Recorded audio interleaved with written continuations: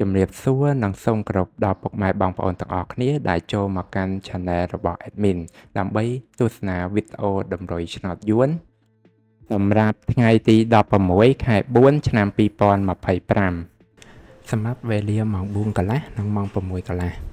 ដូច្នេះកុំបង្អង់យូរសូមពុកម៉ែបងប្អូនកលេចមកមើលតម្រុយ2លេខតម្រុយ2លេខ Admin គឺមានលេខ34 39 51 59សម្រាប់ប៉ោះ ABCD បន្តមកគឺខ្ទង់អូសខ្ទង់អូស Admin គឺអូសនៅខ្ទង់30និងខ្ទង់50សម្រាប់ប៉ោះ ABCD ដូចគ្នាបន្តមកគឺលេខពិសេសAdmin គឺមានលេខ178គុណ264គុណនិង399គុណ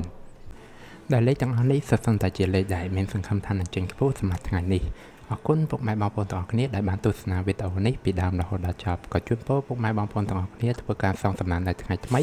ទទួលបាននូវការហេងឆ្នះចំទាំងអស់គ្នាជាចុងក្រោយ Admin សូមពុកម៉ែបងប្អូនជួយ Like Subscribe និង Share ដើម្បីជាកម្លាំងចិត្តដល់ Admin ផងនិងដើម្បីពុកម៉ែបងប្អូនទាំងអស់គ្នាទទួលបាននូវវីដេអូថ្មីបានឆាប់រហ័សផងដែរ